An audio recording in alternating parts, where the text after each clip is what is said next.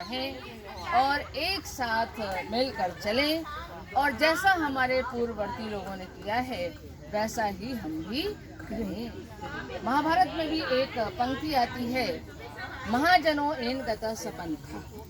महान लोग जिस मार्ग का अवलंबन करते हैं वही मार्ग है, यानी वो जो सदाचरण करते हैं, वो जो अच्छा आचरण करते हैं, उसी आचरण का हमें पालन करना। तो ये इस मंत्र का आज आपको एक रोचक सी कहानी सुनाते हैं और सब लोग जानते हैं, क्योंकि मैं जब भी कहना शुरू करती हूँ तो मुझे लगता है ये तो सब जानते हैं, कोई बड़ी चीज़ नहीं है। नहीं, आप उसमें ज़रूर कुछ ना कुछ नया बताती हैं और दूसरे ढंग से बताती हैं। नहीं, और जानते सब लोग हैं, पर जैसे मैं भूल जाती हूँ वैसे दूसरे लोग भी भूल जाते हैं, तो उसी को मैं लेके चल रही हूँ।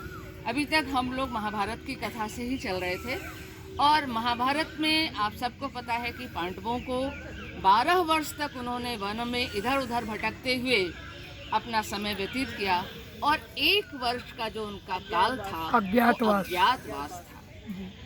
ये अज्ञातवास उन्होंने कहाँ व्यतीत किया, तो हम सब जानते हैं कि विराट नगरी में महाराज विराट जो थे, वो जो 16 जनपद होते हैं उनमें से मत्स्य जनपद एक उस समय हुआ करता था जो राजस्थान में था, वहाँ पर वो राजा थे महाराज विराट और श्रेष्ठ राजा थे, सदाचारी राजा थे। इसीलिए पांडवों ने ये विचार किया कि हम सारे लोग इन राजा के घर में ऐसे रहेंगे कि कोई हमें पहचान न पाए। तो ये हुआ कि भाई चला कैसे जाए, क्योंकि पांडवों की जो वेशभूषा है, आचार विचार है, वो तो सभी लोग जानते हैं, वो सब परिचित है। तो आखिर जाया कैसे जाए और कैसे किस रूप में उनके राज्य में वास किया जाए। तो मानी बात है कि सबसे पहले युधिष्ठिर की बारी थी और युधिष्ठिर जो हैं बहुत तेजस्वी थे, ये सारे के सारे पांडव। तो युधिष्ठिर जो थे उन्होंने ब्राह्मण वेश धारण किया और ब्राह्मण वेश धारण करके जो वो चौपाटी वगैरह और खेलते थे, वो उसकी गुटियाँ वगैरह वो अपने कांख में दबा कर और बड़े सात्विक भाव से राजा के दरबार में पहुंचे। तो राजा को बड़ा आश्चर्य हुआ कि ये ब्राह्मण की वेशभूषा में है और लग तो एकदम क्षत्रिय रहा है, ये है कौन। तो फिर उन्होंने राजा ने ही उससे पूछा युधिष्ठिर से कि महात्मन आप बताएं कि आप कहाँ से आए, किस कुल के हैं, आपका नाम क्या है और आपकी जीवनचर्या क्या है, इससे हम सबको परिचित कराइए। तो युधिष्ठिर ने कहा, महाराज मैं व्याघ्रपदी गोत्र का ब्राह्मण हूँ और पहले मैं महाराज युधिष्ठिर के राज्य में रहा करता था, उनका मित्र था। तो और ये चौपट खेला करता था तो उनको बहुत आनंद आता था, लेकिन अब आप सब जानते हैं कि वो वन में अरण्य में घूम रहे हैं, तो मैं कहाँ जाऊं, और मैं इस समय बहुत विपत्ति में हूँ, इसलिए मैं आपके राज्य में आया। तो उनके तेज से इतना अभिभूत हो गए महाराज विराट कि उन्होंने कहा, देखिए आपकी जो चेहरे से आभा निकल रही है, आप मेरे समकक्ष रहें और हमारे साथ सभा में बैठेंगे और जितना मेरा महत्व है उतना ही आपका भी महत्व। तो युधिष्ठिर ने एक विनम्र निवेदन किया। उन्होंने कहा, महाराज मुझे किसी निम्न व्यक्ति के साथ ये चौपड़ खेलने का अवसर न मिले, ये ध्यान रखिए। बाकी मैं जैसा आप कहेंगे और आपके राज दरबार में जो भी सीखना चाहेगा उसको ये खेल मैं सिखाऊंगा। तो युधिष्ठिर की ये स्थिति हुई, एक जगह सेट हो। उसके बाद भीम जो थे, अब वो तो सबसे विलक थे, भीम सही में इतने लंबे चौड़े, वो क्या करे। तो उन्होंने काला वस्त्र पहन लिया और छुरी चाकू ये सब हाथ में ले लिया, बर्तन ले लिया और आ रहे थे। तो देखिए संजोग की बात है कि महाराज की ही दृष्टि सब पर पड़ती है। तो महाराज ने कहा, ये ऐसा विलक्षण व्यक्ति है कौन, जरा पता तो करो। तो पता चला, वो भी पास में आए तो उन्होंने उनसे पूछा कि महाराज आप कौन हैं, आप तो इतने सुंदर आकार वाले हैं और शरीर से एकदम वीर योद्धा लग रहे हैं और आप कौन हैं? तो बोले महाराज मैं रसोइया हूँ और मेरा नाम वल्लभ है। युधिष्ठिर ने अपना नाम कंक बताया था और ये कहते हैं मेरा नाम वल्लभ है और मैं रसोइये का काम करता हूँ, पाक कला में पूरी तरह से निपुण हूँ और मैं भी युधिष्ठिर के रसोइये में काम करता हूँ। अब मैं भी बेकार हो गया हूँ तो मैं करूँ क्या? इसलिए मैं आपके दरबार में आया हूँ और आप हमारी सेवाएं लें और मैं जितना अच्छा बना सकता हूँ वो बनाकर आप सबको खिलाऊं। बड़े खुश हुए महाराज विराट। उन्होंने कहा बिल्कुल बिल्कुल आपके लिए ये कार्य बहुत अच्छा है और हम लोगों का भी सौभाग्य है कि हम इतना बढ़िया पकवान आपसे खाएंगे आपका बनाया हुआ। तो वो भी तैयार हो गए। चलिए 2 लोग रेडी हो गए। अब स्थिति आई द्रौपदी की और द्रौपदी ने सोचा कि मैं क्या करूं। तो सेविका का काम कर सकती हैं और एकदम मलिन से वस्त्र पहनकर एक वेणी बना करके और वो सामने घूमने लगी। सुदेक्षणा जो विराट की पत्नी थी उन्होंने देखा कि अरे ये वेशभूषा से तो बहुत विपन्न लग रही है लेकिन रूप में जो आभा है वो तो बहुत खूबसूरत है, क्या किया जाए। तो उन्होंने बुलाया, भाई उसको बुला के लाओ, वो कौन है? तो उसने कहा कि मैं सेविका हूँ और सेविका का कार्य करती हूँ। मैं युधिष्ठिर महाराज के राजमहल में सारी रानियों की सेवा टहल का किया करती थी और उनका श्रृंगार करती थी। मैं सैरिंद्री हूँ, अपना नाम बताया सैरिंद्री। तो मैं साज सज्जा करने वाली ब्यूटी पार्लर वाला। हाँ, मैं साज ब्यूटिशियन और वो मैं करूँगी। तो सुदेक्षणा को 1 मिनट के लिए एक भय हुआ कि इतनी खूबसूरत और इसको हम राजमहल में रखें, कोई इस पर आसक्त हो गया तो हम क्या करें? तो उन्होंने कहा देखिए आप डरिए नहीं, मैं गंधर्वों की पत्नी हूँ और गंधर्व बहुत वीर हैं। तो मेरा आचार विचार तो नहीं डिगेगा लेकिन जो डिगाएगा उसको मेरे पति लोग देख लेंगे। ठीक है, वो आई और सुदेक्षणा की सेवा शुश्रूषा और उन्होंने भी कहा 2 काम मुझसे मत कराइए। एक तो झूठा मतलब जो झूठी चीज होते हैं पात्र होते हैं वो मुझसे मत छुपाइए और पैरों की सेवा कोई नहीं कराएगा, बाकी मैं सब करने के लिए तैयार। तो चलिए ये भी हो गया, उनकी भी स्थिति बन गई, सुरम्य स्थिति बन गई, अच्छे से रहने की स्थिति बन गई, द्रौपदी की भी। अब स्थिति आई अर्जुन की। अर्जुन क्या करें? तो उन्होंने हिंजड़े का रूप बनाया, लंबे लंबे बाल और हाथ में सब कुछ पहन के पैर वैर में, और भाई सुंदर तो थे, सारे योद्धा बहुत खूबसूरत थे, वीर थे। तो सबको आज एक अचंभा तो होता ही है।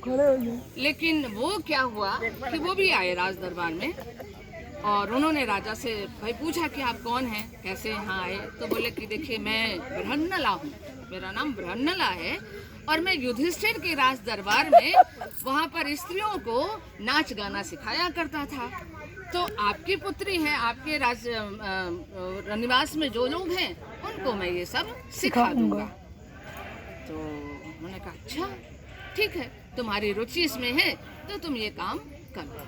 तो वो रनिवास में चले गए और उत्तरा को जो उनकी पुत्री थी उसको बहुत अच्छी संगीत शिक्षा देने लगे। और आप सब जानते हैं वीणा वना बनाने बजाने उसको पारंगत कर दिया उन्होंने महाभारत में। और भी जो लोग सीखना चाहते थे उनको वो सिखाते। तो पुरुषों से उनका संपर्क होता नहीं था कि कोई उनको पहचाने कि ये कौन है, और कहीं वीरता दिखानी नहीं थी। चलो वो भी सेट हो गए वहाँ पर। अब स्थिति आई सहदेव और शत्रुघ्न की। अरे नकुल की। सहदेव ने सोचा कि क्या करें, तो ये सब हर विद्या में निपुण थे। तो गौशाला के पास जाकर खड़े हो गए और एक एक गाय को देखने लगे। तो उनको पता था कि कौन सी गाय किस नस्ल की है, कितना दूध देती है, इसकी क्या उपयोगिता है, वो सारे गुण अवगुण गायों के जानते थे। तो देख रहे थे तो किसी तरीके से राजा को आहट लगी। फिर उन्होंने अपने सेवकों को भेजा कि देखो ये गौशाला के पास कौन व्यक्ति खड़ा है और बड़े ध्यान से देख रहा है, जरा उसको बुला के लाओ। देखिए राजा भी कितना चौकन्ना होता था, हर चीज पर उसकी दृष्टि रहती थी कि कहाँ क्या हो रहा है, कौन आ रहा है, कौन जा रहा है, क्या कर रहा है। तो उसने कहा कि मैं जाति से वैश्य हूँ और मेरा नाम तंत्रिपाल है और मैं गोशाला का कार्य करता हूँ। युधिष्ठिर क्या गोशाला का कार्य करता था, अब मैं बेकार हो गया हूँ, तो अगर आप मुझे देंगे तो मेरी जीविका का निर्वाह भी हो जाएगा और मैं गौओं की सेवा कर लूँगा। ठीक है भैया, तुम काम ये तुम करो। तो यानी उनको गौशाला में कार्य मिल गया। अब बचे नकुल, तो नकुल ने भी क्या किया कि वो अश्वों के निपुण थे, माने सभी जानते थे, वो भी जानते थे कि कौन सा अश्व किस गुण का है, तो वो अश्वशाला के पास जाकर वहाँ घूमने लगे। तो फिर राजा ने भेजा कि भाई देखो ये कौन है, तो उसको बुलाया गया। तो उसने कहा कि महाराज मैं अश्वपालक हूँ और मेरा नाम ग्रंथिक है। तो युधिष्ठिर क्या मैं अश्व की सेवा किया करता था, तो अब मैं बेकार हूँ, अगर आप मेरी सेवा लेंगे तो मेरा उद्धार होगा, मेरी भी जीवनचर्या चलेगी। वो भी अश्वशाला में सेट। अब ये सारे के सारे सोचिए उस राज्य में हैं और बड़े छुपे हुए रूप में रह रहे हैं, एक दूसरे को देखते भी हैं पर कोई वार्तालाप नहीं करता। अब मानी बात है कि जहाँ सुंदर स्त्री होती है वहाँ कोई ना कोई विपत्ति आती है। तो रानी का जो भाई था, कीचक नाम था, और वो द्रौपदी पर आसक्त हो गया। तो उसने अपनी बहन से कहा कि देखो बहन, ये बहुत खूबसूरत तुम्हारी दासी है, तुम्हारे पास तो बहुत सारी दासियां हैं, तो मेरे पास दे दो। तो उन्होंने बताया कि नहीं ऐसा नहीं है, और ये शादीशुदा है, इसके पति हैं, तो ऐसा करना उचित नहीं है। लेकिन वो नहीं माना और जबरदस्ती करने लगा कि नहीं आप इसको मेरे पास भेजिए। अब बहन के से रिक्वेस्ट किया भाई ने, तो बहन को भी थोड़ा सा मोह हो गया। उन्होंने कहा अच्छा चलो मैं भेजती हूँ।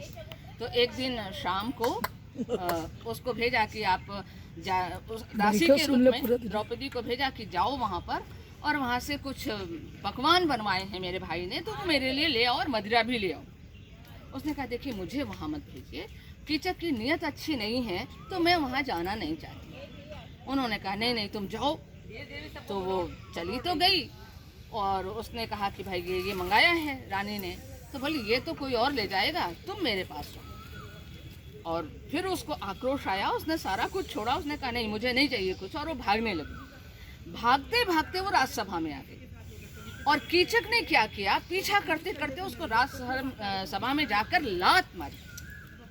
अब ये युधिष्ठिर भी देख रहे हैं, भीम भी देख, कैसे सहन करें वो, सब फड़फड़ाने लगा हाथ भीम का कि करे क्या वो। तो युधिष्ठिर ने इशारे से कहा कि नहीं कुछ करना नहीं है, तो वो भी इशारा कर दीजिए क्या रहे। उसके बाद स्थिति ये हुई कि इसकी स्थिति ये हुई कि अब करें क्या। खैर वो बात किसी तरीके से टाली गई और उसने कहा कि आप राजा होकर के मेरे साथ न्याय नहीं कर रहे हैं। तो राजा ने कहा मैं कुछ जानता ही नहीं कि इस घटना के पीछे है क्या, तो मैं कैसे न्याय करूं।